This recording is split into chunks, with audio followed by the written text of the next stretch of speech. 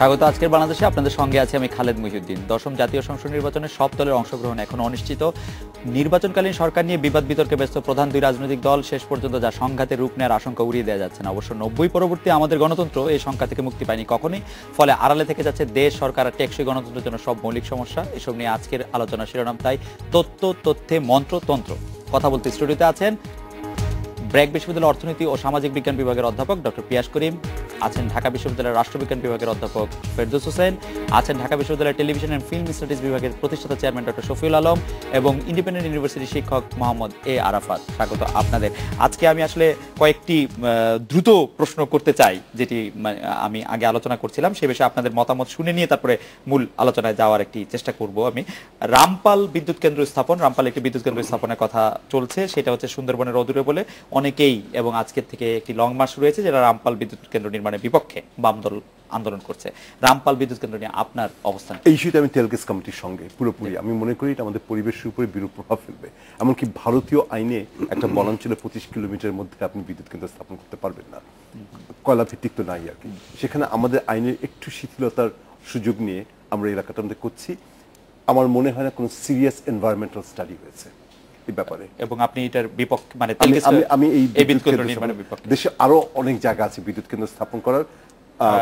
সুন্দরবনের 24 কিলোমিটারের মধ্যে একটা কয়লা ভিত্তিক বিদ্যুৎ কেন্দ্র স্থাপন করার আমি কোন যৌক্তিকতা দেখি। অধ্যাপক ফেরদৌস হোসেন, আপনার? হ্যাঁ, আমারও একই পজিশন। সেটা হচ্ছে যে আমরা বিদ্যুৎ, যেমন সুন্দরবনকে তো সুন্দরবনের জায়গা থেকে সরানো সম্ভব না, কিন্তু ব্যাপারটা কি এমন অবস্থায় গিয়ে দাঁড়িয়েছে যে রামপালে যে বিদ্যুৎ কেন্দ্র তৈরি করা হচ্ছে, কয়লা ভিত্তিক বিদ্যুৎ কেন্দ্র, এটি অন্য কোথাও করার আর কোনো সুযোগ বাংলাদেশের নাই। ব্যাপারটা যদি এরকম হতো তাহলে হয়তো আমি এটা সমর্থন করতাম। কিন্তু বিষয়টা দাঁড়িয়েছে যে রামপালে না করেও কয়লা ভিত্তিক বিদ্যুৎ কেন্দ্র করার বাংলাদেশে অনেক জায়গা রয়েছে, এবং সেটাকে এক্সপ্লোর করা হয়েছে কিনা, সেটা নিয়ে কোনো স্টাডি হয়েছে কিনা, এটা নিয়ে যে সুন্দরবনের উপর যে প্রভাবটা হবে জীববৈচিত্র্যে বা পরিবেশে প্রতিবেশে, সেই ব্যাপারটা নিয়েও ইন্টেনসিভ কোনো স্টাডি হয়েছে কিনা, এই বিষয়গুলো কিন্তু ক্লিয়ার করা দরকার। আমার মনে হয় এই বিষয়গুলো ক্লিয়ার করা। অধ্যাপক আজম শফিউল আলম? জি, আমার যেটা মনে হয় যে বিদ্যুৎ উৎপাদন তো আমাদের জন্য অত্যন্ত জরুরি, কারণ আমরা একসময় বিদ্যুতের খুব খারাপ অবস্থার মধ্যে দিয়ে গিয়েছি, এখন বিদ্যুতে আমরা কিছুটা স্বয়ংসম্পূর্ণতার দিকে যাচ্ছি, এবং এই বিদ্যুৎ কেন্দ্রটি হলে হয়তো আমাদের বিদ্যুতের প্রয়োজনটা অনেক ফুরাবে। কিন্তু এখানে প্রশ্ন সেটি হচ্ছে যে এই বিদ্যুৎ কেন্দ্রটি করার আগে যে ধরনের এনভায়রনমেন্টাল স্টাডি করা দরকার ছিল, সেই স্টাডিটি বোধহয় সেইভাবে করা হয়নি। তো আমার মনে হয় যে বিদ্যুৎ কেন্দ্রটি করা দরকার, তবে পাশাপাশি স্টাডিও করে দেখা দরকার যে এটার ইম্প্যাক্টটা সুন্দরবনের উপরে কতটুকু পড়বে। আপনি রামপালে বিদ্যুৎ কেন্দ্রটি স্থাপন সমর্থন করছেন, কিন্তু আমি চাচ্ছি যে এনভায়রনমেন্টাল ডিজাস্টার যেন না হয়, সুন্দরবনকে সেভ করে যেন বিদ্যুৎ কেন্দ্রটি করা। পিয়াস স্যার এবং ফেরদৌস স্যার অবশ্য বলছিলেন যে সুন্দরবন ধ্বংস হবে, আপনি এরকম মনে করছেন না এখনো? আমি এরকম মনে করছি না, কারণ আমি যতদূর জানি এখনো পর্যন্ত কোনো সায়েন্টিফিক স্টাডি কিন্তু হয়নি যে সুন্দরবনের উপর ব্যাপক প্রভাব পড়বে। যদি এই ধরনের কোনো স্টাডি হয়ে থাকে যেটা গবেষণার ভিত্তিতে বলা যায় যে সুন্দরবনের উপরে ব্যাপক প্রভাব পড়বে, আমরা আসলে আশঙ্কা করছি যে প্রভাবটা পড়তে পারে, তো এখনো নিশ্চিতভাবে বলা যাচ্ছে না। আমার পার্সোনাল অপিনিয়ন হচ্ছে এটা নিয়ে স্টাডি হয়েছে, বাট আমরা যারা এখানে আছে আমাদের কারো কাছে, আমি সহ কারো কাছে এনাফ ইনফরমেশন নাই। আসলে এখানে একটা ইনফরমেশন গ্যাপ হচ্ছে আমার ধারণা। ডেভেলপমেন্টের জন্য আপনার কস্ট বেনিফিট অ্যানালিসিসটা খুবই দরকার। কস্ট বেশি হয়ে গেলে আমরা সেই প্রজেক্ট নিয়ে এগোবো না। বেনিফিট যখন বেশি থাকে, বাট তাছাড়া ডেভেলপমেন্ট মানে কিছু না কিছু কস্ট সবসময় হয়। এখন যেটা হচ্ছে যে কোন বাধ্যবাধকতায় ওইখানে হচ্ছে এবং কস্টগুলিকে কিভাবে মিনিমাইজ করা হচ্ছে কিনা, আন্তর্জাতিক মানের যে আপনার স্টাডিগুলি এবং তার সবকিছু মেনে এটা করা হচ্ছে কিনা, এটা কিন্তু আমরা কেউ জানি না আসলে। এই জিনিসগুলি হয়েছে বা এগুলো আমরা আসলে খুঁজিনি। আমার মনে হয় তথ্যপত্রগুলো আরো পাবলিক ডোমেনে আসা দরকার। সবাই যেতে, আমি দেখেছি, আমি পত্রগুলো দেখেছি। আমার মনে হয় যে আপনি বলছেন যে তথ্যপত্রগুলি জনগণের সামনে আসলে ভালো হবে, কিন্তু আপনি এই পর্যায়ে রামপাল বিদ্যুৎ কেন্দ্র স্থাপন আপনি যৌক্তিক মনে করছেন? আমি ডেভেলপমেন্টের আমার কথা হচ্ছে যে কস্ট বেনিফিট অ্যানালিসিস এই এনাফ ইনফরমেশন না নিয়ে আমি তো এটার একটা স্ট্যান্ড নিতে পারছি না এই মুহূর্তে। আপনার এখানে কোনো স্ট্যান্ড নাই? রাইট। আচ্ছা, জনাব পিয়াস করিম, আপনার কাছে জানতে চাইবো যে গার্মেন্টস শ্রমিকদের ন্যূনতম মজুরি নিয়ে একটি বেশ আলোচনা হচ্ছে, সেই ক্ষেত্রে গার্মেন্টস শ্রমিকদের ন্যূনতম মজুরি কত হওয়া উচিত বলে আপনি মনে করেন? আমি সিপিডি যে প্রতিবেদনটা বেরিয়েছে আমি এটাকে বিশ্বাসযোগ্য মনে করছি। সিপিডি যেটা করেছে, একটা শ্রমিকের ন্যূনতম যে চাহিদাগুলো, খাবার দাবার বলি, মোবাইল ফোন বলি, বাড়ি ভাড়া বলি, এবং তার সঙ্গে শিল্প মালিকদের দেবার ক্ষমতা কত, তার একটা রিকনসাল করার চেষ্টা করেছে। সিপিডি ৮,২০০ টাকা প্রস্তাব করেছে। আমার কাছে এটা বিশ্বাসযোগ্য ফিগার মনে হচ্ছে, যৌক্তিক ফিগার মনে। অধ্যাপক ফেরদৌস হোসেন? এটা আমি যেটা বলতে চাই সেটা হলো যে আপনি যদি ৮,২০০ টাকা হয়, তার মানে কত পার্সেন্ট বাড়ানো হচ্ছে? এখন বর্তমানে আছে 3,000 টাকা, তো মালিক পক্ষ দিতে চাচ্ছে 20% বেশি, তার মানে 3,600। ওনারা অবশ্য বলছেন একটা অনগোয়িং এটা অনগোয়িং প্রসেস। ওকে, এখন যদি আপনি 8,200 টাকা করেন তাহলে এটা প্রায় আপনার 170 ভাগ বাড়ে, আরো বেশি। জি, 170% বাড়ে। জি। এখন প্রশ্ন হলো যে বাংলাদেশের তো যে গার্মেন্টস ফ্যাক্টরিগুলো, তারা এই পরিমাণে মানে বেতন দিয়ে শ্রমিকদেরকে পারিশ্রমিক দিয়ে করতে পারবে কিনা, তারা সার্ভাইভ করতে পারবে কিনা। এখন আমি যদি এই গার্মেন্টস সেক্টরকে সার্ভাইভ করাতে চাই, তাহলে সেই ক্ষেত্রে কিন্তু আমাকে দেখতে হবে যে এখানে তার কস্ট মিনিমাইজ করার জন্য এখানে একটা কম্পোনেন্ট হবে কিন্তু শ্রমিকের ওয়েজ। এখন আমরা অন্যান্য সেক্টরে যে বিষয়গুলো দেখি, যেমন নির্মাণ শ্রমিকে বা অন্যান্য ক্ষেত্রে, সেখানে কিন্তু এরকম একটা আর্গুমেন্ট আসছে যে তার চাইতে গার্মেন্টস শ্রমিকদের ওয়েজ কম। এটা অবশ্যই সত্য যে এখানে ওয়েজ কম, কিন্তু বেশি করতে গিয়ে আবার আমরা গার্মেন্টস সেক্টরকে যদি দুর্বল করে ফেলি বা এখানে ক্ষতিগ্রস্ত করে ফেলি, সেই ক্ষেত্রে আমাদের এমপ্লয়মেন্টের উপর কোনো নেগেটিভ প্রভাব পড়ে। স্যার, আপনার মাথায় এই বিষয়গুলো কিন্তু আমাদের স্যার, আপনার মাথায় কি কোনো সংখ্যা আছে? যেমন জনাব পিয়াস করিম বলছিলেন যে উনি সিপিডি যে 8,200 টাকা বলেছেন বা 8,144 টাকা শ্রমিকদের পক্ষ থেকে বলা হয়েছে সেটাকে সমর্থন করেন। আপনার না, এখানে দুইটা ব্যাপার আছে, কারণ সিপিডি তো একটা ধরেন তারা একটা গবেষণা সংস্থা। স্যার, আপনার মাথায় কোনো সংখ্যা আছে কিনা? আমি আবার একটু আপনার কাছে আছে আছে। যেটা আমি যেটা মনে করি যে 170% একবারে বাড়ানো, সেটা এটা বাংলাদেশের গার্মেন্টস সেক্টর এটা পারবে। এটা আমার কাছে স্টাডি কোনো রিপোর্ট নাই, কিন্তু আমার কাছে অ্যাপারেন্টলি মনে হয় যে একবারে এই ধরনের একটা বৃদ্ধি গার্মেন্টস সেক্টরকে একবারে কতটা বৃদ্ধি আপনি যৌক্তিক মনে করেন? আমার কাছে মনে হয় যে অবস্থায় আছে ডাবল হতে পারে, 100% বাড়তে পারে, 100% বাড়তে পারে। জনাব আজম শফিউল আলম, আপনি যদি আমার যেটা মনে হচ্ছে যে 8,200 টাকা করা হবে কিনা সেটা ভেবে দেখার জন্য যে বেসিক যে নিডগুলো, যে ন্যূনতম মজুরিটা দেয়া হলে শ্রমিক তার বেসিক নিডগুলো ফুলফিল করতে পারবে সেটা নির্ধারণ করা। সেটা যদি 8,200 টাকা হয় 8,200 টাকা, 6,000 টাকা হলে 6,000 টাকা। কিন্তু পাশাপাশি আরেকটা জিনিস কিন্তু লক্ষ্য করতে হবে যে আন্তর্জাতিক বাজারে আমার গার্মেন্টস শিল্পগুলো কম্পিটিটিভ থাকবে কিনা। কারণ আন্তর্জাতিক বাজারে যদি আমাকে এক্সপোর্ট করতে হয়, এখানে যদি আমার কস্ট বেশি হয়ে যায়, তাহলে আমার গার্মেন্ট ইন্ডাস্ট্রি কিন্তু সার্ভাইভ করবে না। তো সেই দিক থেকে শ্রমিকের নিডটাকে মাথায় রেখে, আমাদের কম্পিটিটিভ দিকটাকে মাথায় রেখে দুটার একটা সমন্বয় করে একটা স্যার, আপনার মাথায় কোনো সংখ্যা আছে কিনা? আমার মাথায় আসলে কোনো সংখ্যা নাই, কারণ আপনি দুটো সমন্বয়ের আমার মনে হচ্ছে এখানে আরেকটু ইনফরমেশন গ্যাপ হচ্ছে। আমার ধারণা, আমি একটু আগে টেলিভিশনে দেখছিলাম, সিপিডি সম্ভবত 8,200 প্রপোজ করেনি, ওরা সম্ভবত 6,660 অথবা 6,560 প্রপোজ করেছে। তারা 8টার দিকে শুনছিলাম টেলিভিশনে। আমি এটি জেনে দিতে পারবো, একটু যদি জেনে দেন, কারণ ওরা যেটা বলছে যে 3,600 যেটা, এটা রিয়েলিস্টিক না, আবার ওরা এটাও বলছে 8,200 যেটা, সেটাও রিয়েলিস্টিক না। সিপিডি মাঝামাঝি একটি জায়গায়, এবং এটা অনেক তথ্যপাত্র বিশ্লেষণ করে ওরা বলছিল যে 65টি ফ্যাক্টরির বিভিন্ন যারা শ্রমিক আছেন তাদের সাথে দীর্ঘদিন ধরে তারা আলাপ আলোচনা করে বিভিন্ন তথ্যপাত্র নিয়ে তাদের নিডটা কি আছে, তারপরে তাদের উপার্জন কি হচ্ছে, আয় ব্যয় সব হিসেব করে, এবং একই সাথে তারা এটাও হিসেব করেছে যে যে ফ্যাক্টরিগুলি আছে, কোম্পানিগুলি, তারা তাদের সার্ভাইভাল নিডটা যেটা, যেমন এটা কিন্তু লেবার অ্যাবান্ডেন্ট একটা ইন্ডাস্ট্রি। এখানে আপনি 1 টাকা বাড়ালে প্রচুর বেড়ে যায় কস্ট, কারণ পুরোপুরি কিন্তু লেবার অ্যাবান্ডেন্ট, লেবারের উপরে। অনেক বিজনেস আছে যেখানে আপনার এত বেশি লেবার কিন্তু কাজ করে না, এবং অল্প বাড়লে এত বড় ইম্প্যাক্ট পড়ে না অন দ্য কস্ট, বাট এখানে কিন্তু পড়ছে। সো বোথ দ্য সাইড দেখা দরকার, এবং আমি মনে করি যদি আমি ঠিক বলে থাকি, ঠিক শুনে থাকি, তার বেসিসে যদি ঠিক বলে থাকি 6,660 বা 6,560, আমি মনে করি সেটাই একটা হয়তো যৌক্তিক হবে। আমি I will stand by CPD. Ferdous sir বলছিলেন যে 100% বাড়ানো। আমি বলি আপনাকে, যেমন আমাদের হেলাল উদ্দিন ইকোনমিক্স এর অধ্যাপক ঢাকা বিশ্ববিদ্যালয়ের, তার একটা স্টাডির আছে মোটামুটি, সে একটা করছে। এটা এক্সাক্ট ফিগারটা আমার ঠিক এই মুহূর্তে আমি দিতে পারবো না, তবে এটা অ্যারাউন্ড 5,500 টাকা, এবং সে দুই দিক মোটামুটি অ্যানালিসিস করে এরকম একটা স্ট্যান্ড কিন্তু তার আছে যে 5,500। আমি কিন্তু একটু বাড়িয়ে বলছি এই কারণে যে যেহেতু আমাদের শ্রমিকদের আপনার কতগুলো দিক তো দেখতে হবে, যে তার প্রোডাক্টিভিটির সাথে তো তার হেলথ কন্ডিশন এবং তার সার্ভাইভালের বিষয়টা জড়িত। এখন আমি যদি আমার প্রোডাক্টিভিটি বাড়াইতে চাই, তাহলে শ্রমিককে যদি আমি আবার তার ওয়েজ কম দিই, সেই ক্ষেত্রে এখানেও কিন্তু একটা ইম্প্যাক্টের ব্যাপার আছে। এই বিষয়টা আলোচনা, সেই কারণে আমি একটু বাড়িয়ে বলছি। একটা বাক্য যোগ করতে, তুমি দুটো বাক্য হবে, তিনটা। আচ্ছা, যে এই পার্টিকুলার ফিগারটা নেগোশিয়েবল। আমি কিন্তু বলছিলাম যে 8,200 মানে ওই অ্যানালিসিসটা দরকার, এবং সেক্ষেত্রে কিন্তু শফিল কিংবা আরাফাতের সঙ্গে আমি দ্বিমত পোষণ করতে পারি না। না স্যার, আপনার মাথায় তাহলে সংখ্যাটা কি স্যার? 8000 6000 সংখ্যা হাত গুনে বলতে পারবো না। আমার কাছে মনে হচ্ছিল 8200 সিপিডি বলেছে। আমি সিপিডি অ্যানালিসিসটা আমার কাছে গ্রহণযোগ্য মনে হচ্ছে। সিপিডি অ্যানালিসিসটা ফিগারটা যদি আরাফাত যাবে তা হতে পারে। আমি I also want to double check. আমিও এটা চেক করতে একটু বলবো।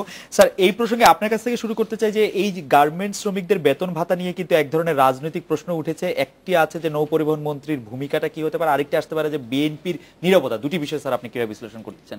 বিএনপির কোনো স্পষ্ট অবস্থান নাই আসলে এই ন্যূনতম মজুরির অবস্থান। না, মির্জা ফখরুল ইসলাম আলমগীর আজকেই বলেছেন যে গার্মেন্টস ইন্ডাস্ট্রিকে ধ্বংস করার জন্য একটা চক্রান্ত চলছে। সো দ্যাটস দ্য এটা কি স্পষ্ট অবস্থান স্যার? মানে এটা তো মানে এটা কি একটা স্পষ্ট অবস্থান? আমি বলতে চাচ্ছি যে মজুরি বাড়ানো উচিত, কমানো উচিত, কত বাড়ানো উচিত, সেই ক্ষেত্রে একটি অবস্থান।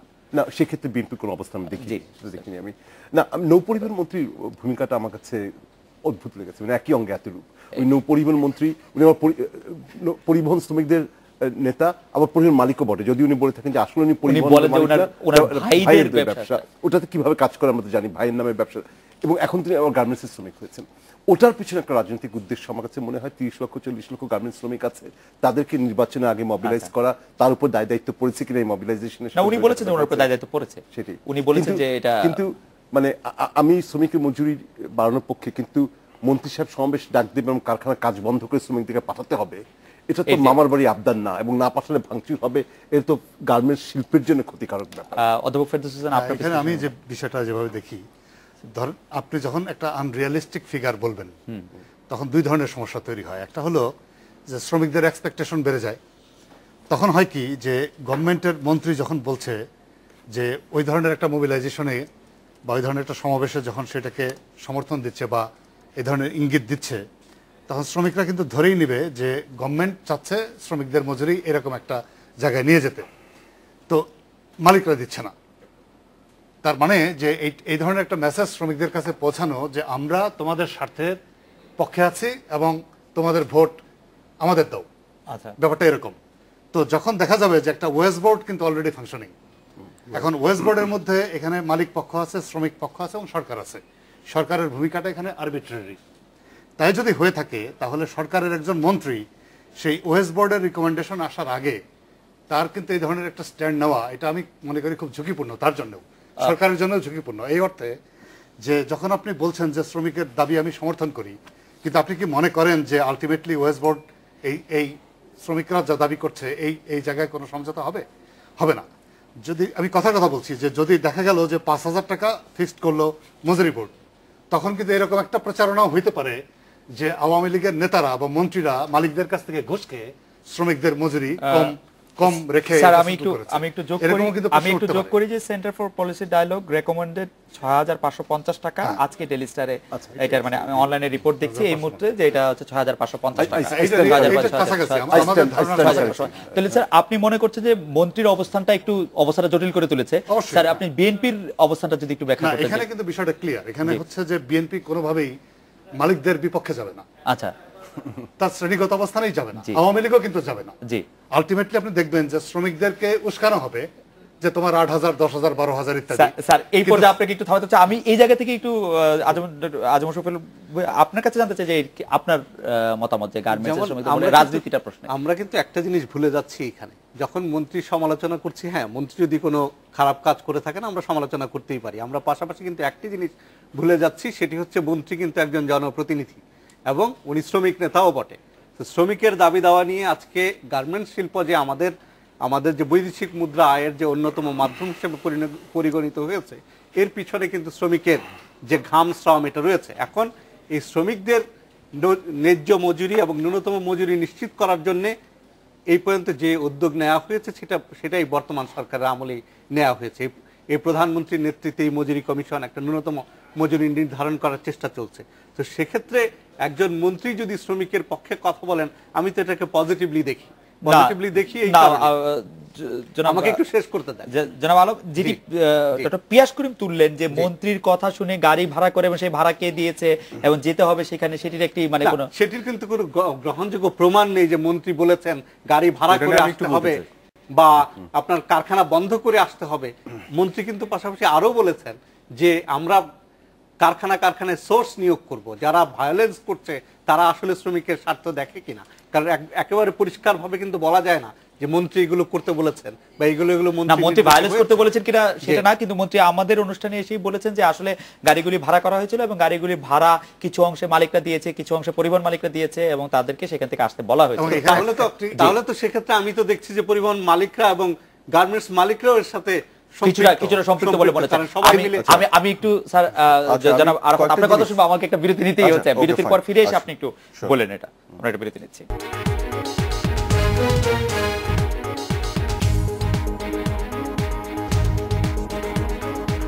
বিরতির পর ফিরে এলাম। আজকে বাংলাদেশে মোহাম্মদ আরাফাত, আপনি যদি একটু এই শ্রমিকদের আন্দোলনের পেছনের রাজনীতিটা যদি একটু বলেন এই আলোচনাটা। না, রাজনীতি না, আমি এখানে আরো কিছু গ্যাপ অফ ইনফরমেশন হচ্ছে, ওটা না একটু ক্লারিফাই করবো। আপনার প্রোগ্রামই দেখেছি, শাহজাহান খান সাহেব ছিলেন, মজিদুল ইসলাম সেলিম ছিলেন। উনি যে প্রোগ্রামটি করেছেন ওখানে উনি যেটি ওরকম কিছু বলেননি যে ৮,০০০ যেটি শ্রমিকদের দাবি সেটাই করতে হবে।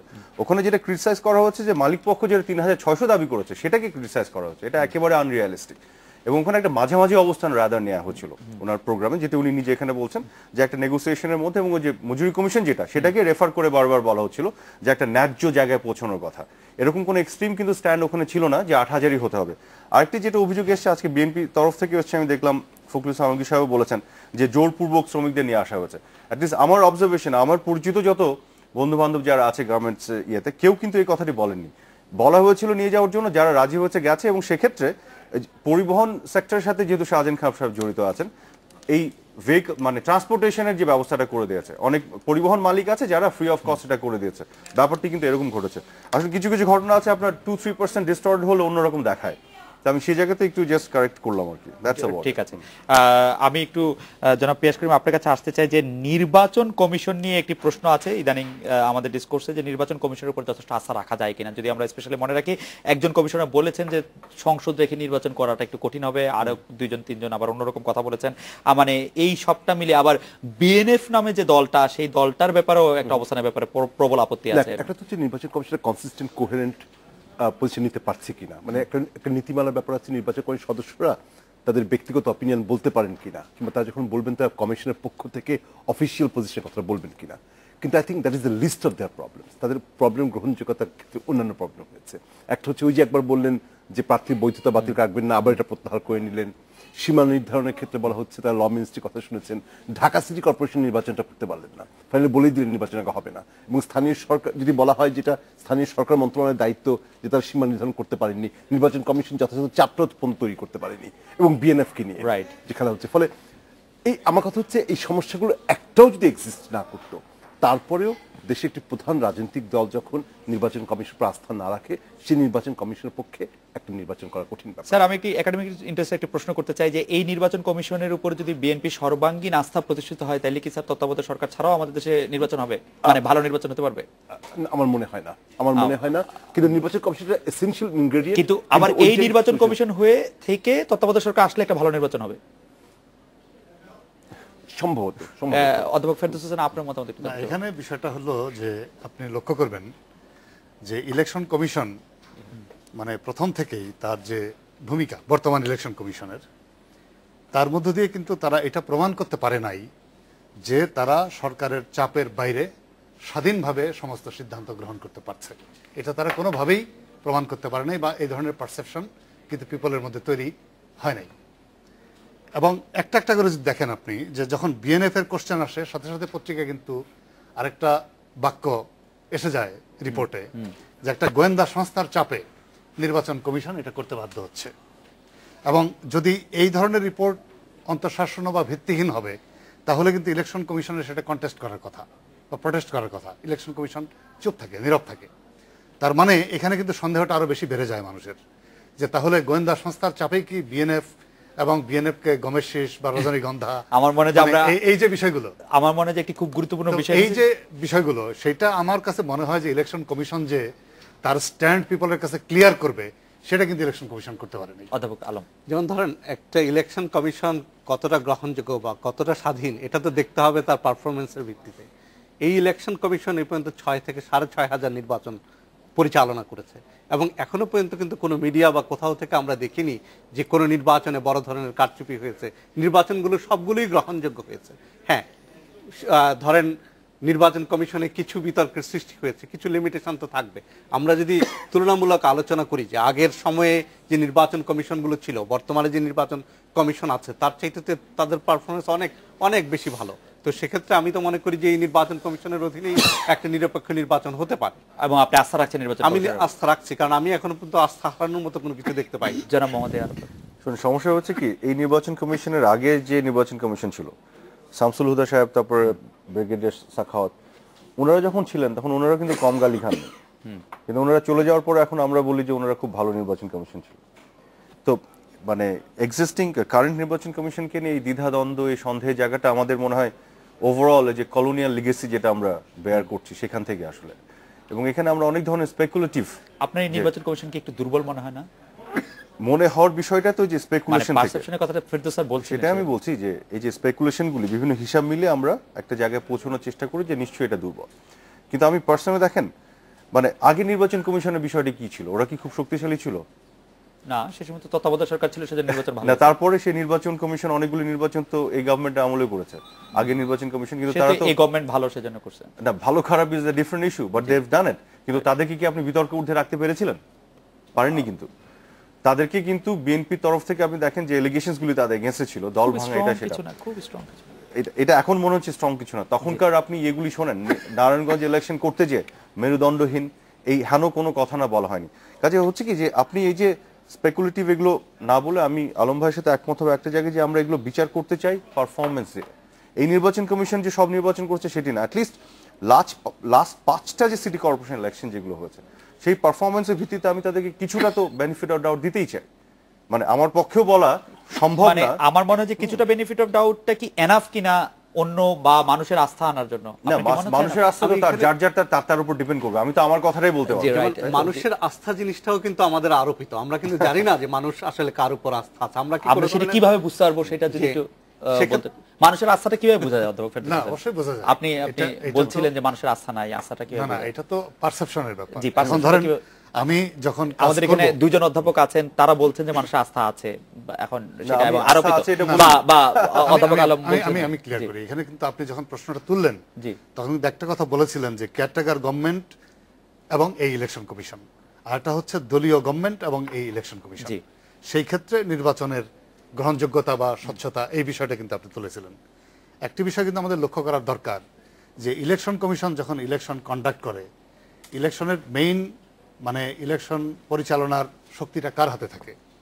এখানে থাকে হচ্ছে, যেমন বর্তমান ইলেকশন কমিশনের যে সিদ্ধান্ত, আপনি দেখবেন যে এখানে ল এনফোর্সিং এজেন্সি হিসেবে তাদের যে ডেফিনিশন, সেখানে যাদেরকে আনা হয়েছে, আর্মিকে বাদ দেওয়া হয়েছে, এবং পুলিশ, র্যাব, বিজিবি এবং আনসার, বিটিবি এটসেট্রা, এবং ইলেকশনের রিটার্নিং অফিসার হিসেবে দায়িত্ব পালন করবেন জেলা প্রশাসক, অ্যাসিস্ট্যান্ট রিটার্নিং অফিসার হিসেবে দায়িত্ব পালন করবেন উপজেলা নির্বাহী অফিসাররা।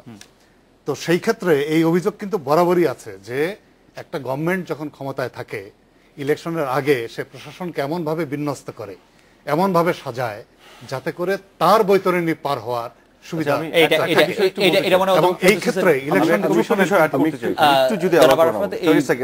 এই জায়গায় কিন্তু মূল সমস্যা। আমি যেটা বলতে যাচ্ছি কি, দেখেন এই যে কলোনিয়াল লিগেসি কথাটা আমি কেন উল্লেখ করেছি, যে আপনি এমন কোন নির্বাচন কমিশন কি পাবেন যেখানে সবার আস্থা থাকবে? আপনি আমাকে ওয়ান সলিড রিজন দেখান তো। এই আমার কথা হচ্ছে নির্বাচন কমিশনকে আপনি বাদ দিয়ে দেন, নতুন কিছু নিয়ে আসেন, আমার কোনো অসুবিধা নেই। আমি ওই পয়েন্টে কথা বলছি না, আমি আগের পয়েন্ট, ওই পয়েন্টে আমি আসবো, সেই পয়েন্টে আমার I have some argument. But আমি বলছি আপনি এরকম নির্বাচন কমিশন একটা আনেন, দেখান আমাকে যেটা সবার আস্থা থাকবে, যেটাই আসবে একই রকম অভিযোগ উঠবে।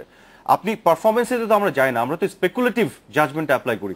আপনি আমাকে বরং বলেন যে একটা সলিড রিজন দেখান যে কারণে আপনি সন্দেহ প্রকাশ করতে পারেন নির্বাচন কমিশনের, সন্দেহ প্রকাশ করতে পারেন। আমি ঢাকা সিটি কর্পোরেশন নির্বাচন নিয়ে তাদের একেবারে সিদ্ধান্তহীনতা এবং স্থানীয় সরকার মন্ত্রণালয়ের সঙ্গে নেগোশিয়েট করার ক্ষেত্রে চরম ব্যর্থতা। বিএনএফ বিএনএফ নিয়ে তো নির্বাচন কমিশন কোনো স্ট্যান্ড নাই, তারা তো বারেবার এটাকে এই করে যাচ্ছে। এটাকে বিএনএফ কি দেয়া হয়েছে? না, বিএনএফ দেয়া হয়নি, কি দেয়া হবে না যে বোঝাচ্ছিল, শোনা যাচ্ছে দেয়া হবে না যে বোঝা যেতে হবে আগে তার শক্তিমত্তা বোঝার জন্য। যেখানে সেটা কেন বোঝা যেতে হবে?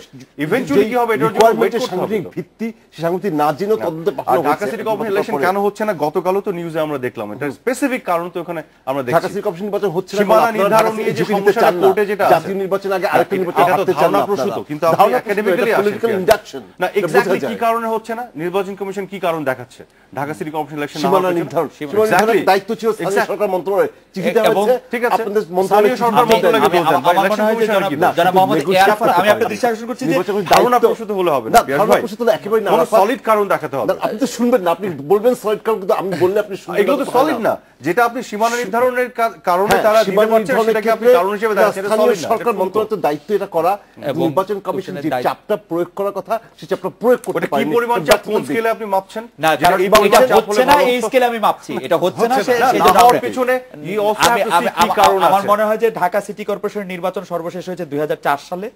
2004 সালের নির্বাচনের পর এতক্ষণ পর্যন্ত ঢাকা সিটি কর্পোরেশন নির্বাচন হয় নাই। আমি সেটাকে চাপ হিসেবে দেখব বা সলিড কারণ হিসেবে। লিগ্যাল ইস্যুজ আছে, কোর্টে ঝুলে আছে, এটাকে আপনি কি করবেন? নির্বাচন কমিশন কোর্টের ইস্যুগুলো আপনার রিজলভ করার কথা। আপনি যথেষ্ট আন্তরিক ছিলেন কিনা আমরা এটা বিরতি নিয়ে এসে শুনবো যে স্পেকুলেটিভ কথা।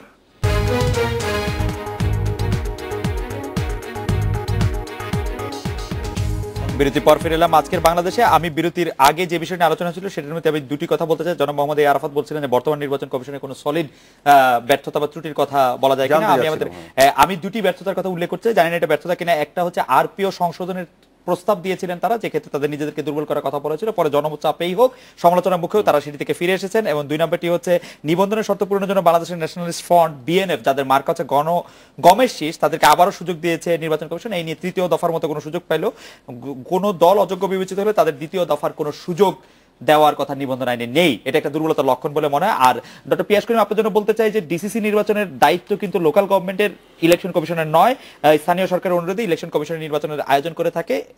ইলেকশন কমিশনের দায়িত্ব আসলে জাতীয় সংসদ নির্বাচন আর রাষ্ট্রপতি নির্বাচন, মানে ইলেকশন কমিশন প্রোঅ্যাক্টিভলি এটা করবে। ওটা লোকাল গভর্নমেন্ট না চাইলে, মানে আদালতের যে প্রশ্নটি নিয়ে আমরা আলোচনা করছিলাম, লোকাল গভর্নমেন্ট না চাইলে সেটা তাদের প্রধান দায়িত্ব থাকে। এই যে 6000 নির্বাচন তারা সফল করে, তার জন্য নির্বাচন কমিশনকে আমি ধন্যবাদ না, দিতে সেটা হবে। তাদেরকে বলা হয়েছে যে আয়োজনের তারা ইনিশিয়েট করার ক্ষেত্রে সেটা নাই। তবে আমি একটু ডক্টর পিয়াস করিম আপনার কাছে আমি একটু উন্নয়ন এবং সুশাসন, আপনার যেটা মানে আপনার কাছ থেকে যেটার অনেক তাত্ত্বিক বিশ্লেষণ আমরা অনেক শুনেছি। আমরা একটি কথা প্রায় শুনতে পাই যে বর্তমান সরকার অনেক উন্নয়ন কাজ করলেও সুশাসন দিতে ব্যর্থ হয়েছে, যেটা আমরা খুব জোরে সোরে শুনি। আমাদেরকে যদি একটু একাডেমিক ভাবে বলেন, সুশাসন আর উন্নয়ন কি পরস্পর বিরোধী কিনা, বা উন্নয়ন বা সুশাসনের মধ্যে আলাদা করা যায় কিনা? এটা নিয়ে কিন্তু প্রচুর তাত্ত্বিক কাজ হয়েছে, যেমন সুশাসন থেকে উন্নয়নকে কি আলাদা করা? সুশাসন কথাটা, গুড গভর্নেন্স কথাটা প্রথম বিশ্ব ব্যাংক ব্যবহার করেছে তো 1988 সালে সম্ভবত আফ্রিকার কনটেক্সটে। এবং বিশ্ব ব্যাংকের লাইনটা হচ্ছে গুড গভর্নেন্স ছাড়া ডেভেলপমেন্ট হবে না। এর বাইরেও কিন্তু কাজ হয়েছে। বাংলাদেশের একজন অর্থনীতিবিদ, এই মুহূর্তে আমি হঠাৎ করে নাম, মুশতাক বোধহয়, ডক্টর মুশতাক, উনি যেটা বলছেন যে গুড গভর্নেন্স দিয়ে যে ডেভেলপ, আমি যদি মনে করতে পারি যে এটা ডেভেলপমেন্ট করতে হবে তা না, আমরা আমাদের মতো করে গুড গভর্নেন্স আইডিয়া হতে পারি। আমরা বিশ্ব ব্যাংকের সুশাসনের কনসেপ্ট মানি কিংবা না মানি, এক ধরনের সুশাসন তো লাগবে উন্নয়নের জন্য আর কি। মানে পূর্ব এশিয়ান দেশগুলোতে তো ঠিক বিশ্ব ব্যাংকের সুশাসনের মডেল দিয়ে উন্নতি হয়নি। আচ্ছা, অধ্যাপক ফেরদৌস হোসেন, আপনি যদি উন্নয়নের বিষয় আছে না, উন্নয়ন তো ধরেন এখানে দুইটা ব্যাপার আছে। একটা হলো যে উন্নয়নে রাষ্ট্র মানে চালক হিসেবে কি ধরনের ভূমিকা পালন করে, আরেকটা হচ্ছে যে একটা সমাজের ভিতরে উন্নয়নের কি কন্ডিশনগুলো বিদ্যমান আছে। এখন আমরা যদি উন্নয়নের অভ্যন্তরীণ কন্ডিশনগুলোকেও মানে রাষ্ট্রের সাথে লিঙ্ক আপ করে দিই, তাহলে আমার মনে হয় যে একটা গ্যাপ কিন্তু এখানে থেকে যায়। যেমন ধরেন বাংলাদেশে এগ্রিকালচারে আপনি যদি এটা দেখেন যে এটা তো এখানে গভর্নমেন্টের কন্ট্রিবিউশন কতটুকু, গভর্নমেন্ট যদি টোটালি কন্ট্রিবিউট নাও করে, এটা কিন্তু আমি আমার একটা ধারণা থেকে বলছি যে তাহলে কি বাংলাদেশে এগ্রিকালচারের গ্রোথ রেট কত নামবে। আচ্ছা, এটা নিয়ে স্টাডি হয় নাই, আমি আমার নিজেরও কোনো স্টাডি নাই, কিন্তু আমি একটা অনুমান দাঁড় করাচ্ছি। তো তার মানে কি, তার মানে হচ্ছে যে উন্নয়নের একটা অভ্যন্তরীণ শক্তি আছে। এই শক্তি সরকারের বা রেমিটেন্সের কথা যদি আমরা ধরি, এটা আমরা যদি রেমিটেন্সের কথা ধরি যে বাইরে থেকে টাকা, আপনি যদি গভর্নমেন্ট যদি নাও চায় তারপরেও কিন্তু রেমিটেন্স কত কমবে।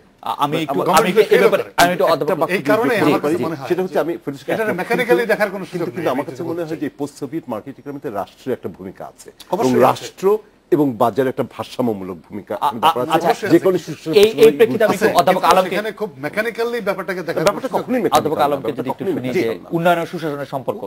আসলে তো সুশাসন ছাড়া তো উন্নয়ন হয় না। আমি ঠিক বুঝতে পারলাম না যে কিভাবে সুশাসনকে উন্নয়ন থেকে আলাদা করা হচ্ছে। না, দুটি স্পেসিফিক কথা বলেছে যে যদি এগ্রিকালচারের ক্ষেত্রে যদি খুব সুশাসন নাও থাকে তাহলে কতটা উন্নয়ন বাধাগ্রস্ত হবে এবং রেমিটেন্সের ক্ষেত্রে কতটা বাধাগ্রস্ত। আমি আসলে ফেরদৌস স্যারের সাথে একেবারেই একমত না, কারণ উন্নয়ন করতে গেলে অ্যাক্টর দরকার হয়। তো রাষ্ট্র সেক্ষেত্রে একটি ভালো অ্যাক্টরের কাজ করতে পারে।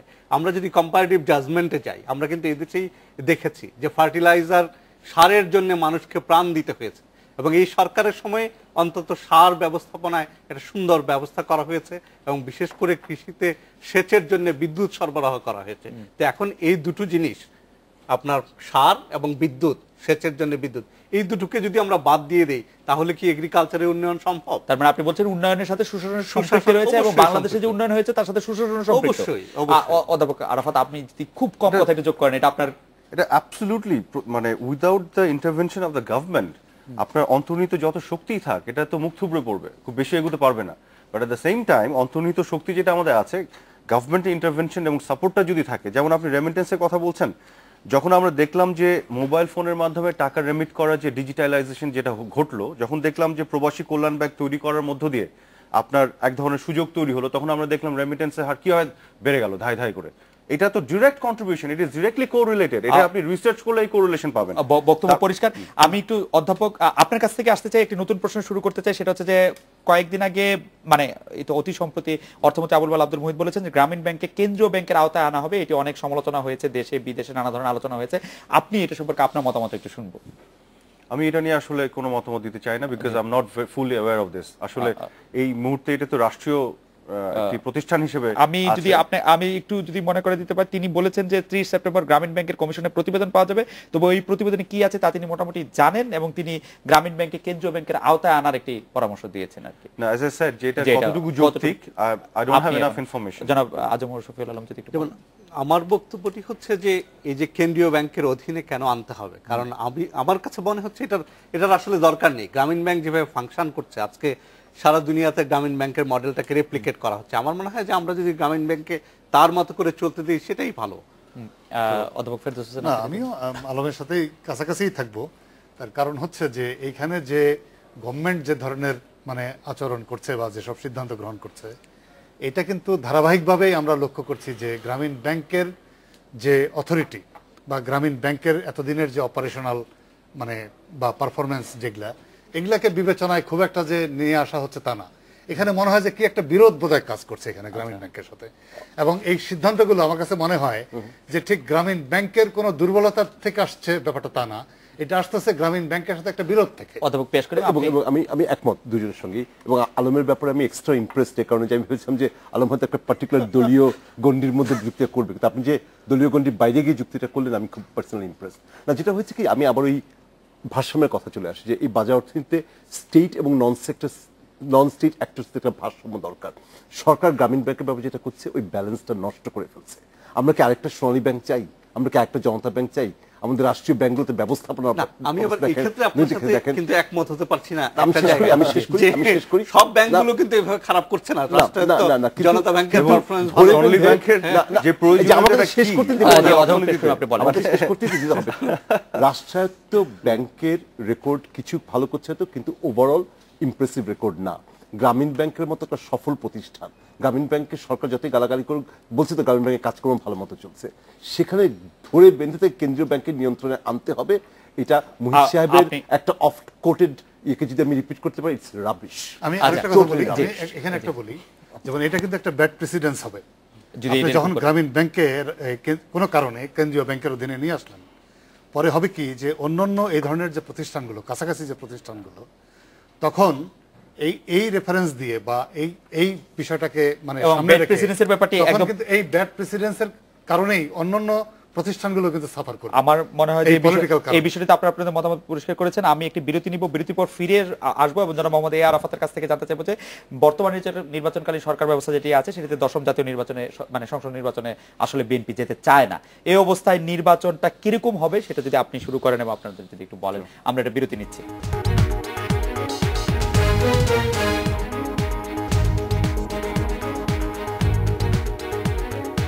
বিরতির পর ফিরে এলাম আজকের বাংলাদেশে। জনাব মোহাম্মদ এ আরাফাত, মানে বর্তমান নির্বাচনকালীন যে সরকার ব্যবস্থা, বিএনপি যাবে না বলছে, বিএনপিকে ছাড়া নির্বাচন আসলে কতটা গ্রহণযোগ্য হবে? কোন ব্যবস্থায় বিএনপি যাবে? মানে বিএনপি 13 অ্যামেন্ডমেন্টে যাবে? তাও তো যাবে না। তাহলে আপনার এই 13 অ্যামেন্ডমেন্ট বাতিল হওয়ার পরে যে অবস্থাটা তৈরি হয়েছে সেই অবস্থাতেও তারা যাবে না, 13 অ্যামেন্ডমেন্টেও তারা যাবে না। তাহলে তারা আসলে যেটা প্রপোজ করছে অ্যাবসলিউটলি একটা অ্যাডহক সলিউশন। সেটা হচ্ছে এই সামনে ইলেকশনকে ঘিরে আওয়ামী লীগ বিএনপি একটা সমঝোতা করে একটা নির্দলীয় নিরপেক্ষ তত্ত্বাবধায়ক সরকার, যেটার একজন নিরপেক্ষ ব্যক্তিকে খোঁজা যিনি সেই সরকারের প্রধান হবেন, সেই ব্যক্তিও তো আপনি খুঁজে পাবেন না, পাবেন বাংলাদেশে? সম্ভব না। কাজে এমন একটি অসম্ভব সলিউশন আপনি কোথায় পাবেন? আর আপনি ধরেন পেয়েও গেলেন, এর পরের 5 বছর পরে কি হবে? আমরা এই যে অ্যাডহক জায়গাগুলো থেকে বের হয়ে আসা দরকার, একটা পার্মানেন্ট সলিউশনে যাওয়া দরকার। আমি পার্সোনালি মনে করি যে, এবং দেখেন আপনি এর আগেও আমি বলেছি যে বাংলাদেশে গত 3টি টার্মের যদি আপনি দেখেন এই যে তত্ত্বাবধায়ক সরকারের বিষয়গুলি, এটা কিন্তু বাই ডিফল্ট বাই নেচার একটা অ্যান্টি ইনকামমেন্ট মানে চরিত্র হয়, মানে ইমিডিয়েট পাস্ট গভর্নমেন্টের এগেনস্টেই মোরলেস তার কাজগুলি হয়। তো শেখ হাসিনাও বা কেন একটা লেভেল প্লেইং গ্রাউন্ড যেখানে পাবেন না, ওই সো কল তত্ত্বাবধায়ক সরকারের এগেনস্টে যাবেন? আমার কাছে মনে হয় যে একটা পার্মানেন্ট সলিউশন কি এরকম হতে পারে যে প্রত্যেকবার সরকার যখন নির্বাচনকালীন সময় বিরোধী দলের যে প্রধান আছেন তিনি সরকার প্রধান থাকবেন, এরকম কি একটা হতে পারে যে প্রত্যেকবার? দেখুন, অনেক কিছু হতে পারে। যেটা হচ্ছে যে আপনি যদি দুদল থেকে একটি ক্যাবিনেট, ছোট ক্যাবিনেট করা যায়, এবং তারপরে প্রধানমন্ত্রী যিনি আছেন, যে দলের যিনি থাকবেন তিনিও যদি থাকেন, বা আপনি যেটা বললেন what ever it is, but একটা চক আউট করা দরকার। তো কিন্তু একটা পার্মানেন্ট সলিউশন করা দরকার, একটা পার্মানেন্ট সলিউশন দরকার, এবং বিএনপির পক্ষ থেকে একটা স্পষ্ট কথা বলা দরকার। শফিউল আলম ভাই, আপনি কি কিছু যোগ করতে চান যে এটার ক্ষেত্রে? প্রথম কথা হচ্ছে যে বিএনপি নির্বাচনে যাবে না, আমি কিন্তু এতটা নিশ্চিত না। কারণ আমার কাছে যে তথ্য আছে, আমি যে নিউজ দেখেছি, তাতে মনে হচ্ছে বিএনপিও ভিতরে ভিতরে নির্বাচন করার প্রস্তুতি নিচ্ছে, এবং বিএনপি আসলে বার্গেন করার চেষ্টা করছে যে যদি একটা তত্ত্বাবধায়ক সরকার পাওয়া যায়, বা আসলে আমাদের রাজনৈতিক দলগুলোর যে চরিত্র যেটা দাঁড়িয়েছে, যে এমন একটা ব্যবস্থা আমরা খুঁজতে চাই যেই ব্যবস্থার অধীনে নির্বাচন করলে আমি ক্ষমতায় যেতে পারবো, সেইটাকে মাথায় রেখে বিএনপি বার্গেন করার চেষ্টা করছে। আওয়ামী লীগও তার অবস্থান থেকে নড়তে চাচ্ছে না। তো এখন এই পরিস্থিতিতে আমার তো মনে হয় যে বিএনপি তার প্রস্তাবটি দিতে পারে। যেমন বিএনপি কিন্তু এখনো, যেমন পার্লামেন্ট আমাদের 4.5 বছর ধরে চলছে, পার্লামেন্টে একটি প্রস্তাব কিন্তু বিএনপি দেয়নি যে তারা কি ধরনের তত্ত্বাবধায়ক সরকার চায়। পার্লামেন্টে তারা দিবে না সেটা বলছে, কিন্তু বাইরেও দেয় নাই আর কি, সেটা বাইরেও দেয়নি। পার্লামেন্টে যদি আপনি না দেন, তাহলে গণতন্ত্রকে আপনি সম্মান দেখাচ্ছেন কোথায়? পার্লামেন্টে তো সংখ্যার কথা বলেছেন, আপনি যদি বলেন কি বিষয় নিয়ে বলবো, এই 10ম জাতীয় নির্বাচনে বিএনপি যাবে না, এটা কতটা গ্রহণযোগ্য? আমি একটা কথা বলি, বিএনপি হচ্ছে একটা নির্বাচনমুখী দল, জি, এবং তারা যতবার ক্ষমতায় এসছে নির্বাচন করেই এসছে। এবং এখন আমার যেটা ধারণা যে গত 5টি সিটি কর্পোরেশন ইলেকশনের পরে এবং বিভিন্ন পত্রপত্রিকার যত অনলাইন সার্ভে, এগুলোকে যদি আপনি সামারাইজ করেন, তাহলে একটা ক্লিয়ার ইন্ডিকেশন কিন্তু আছে যে 60% ভোটার বিএনপির পক্ষে, এখন মিনিমাম 60% ভোটার এখন বিএনপির পক্ষে। এটা হলো একটা দিক। তাহলে বিএনপি কেন ইলেকশনে যেতে চাবে না? অবশ্যই ইলেকশনে যেতে চাইবে। 2 নম্বর হচ্ছে যে এখানে আপনাদের স্ক্রিনের মধ্যে কিন্তু একটা সার্ভে রিপোর্ট বারে বারে দেখানো হচ্ছে, হ্যাঁ, একটা পত্রিকার, যে 90% লোক মনে করে যে তত্ত্বাবধায়ক সরকারের অধীনে নির্বাচন হওয়া শ্রেয়। এবং এটা যে শুধুমাত্র একটি পত্রিকার রিপোর্ট তা কিন্তু না, আপনি হয়তো 2-4-5% এখানে ভেরিয়েশনস আছে, কিন্তু প্রায় সমস্ত সার্ভেগুলোর রিপোর্ট কিন্তু এরকমই এসছে। 80%-এর উপরে লোক মনে করে যে তত্ত্বাবধায়ক সরকারের অধীনে নির্বাচন শ্রেয়।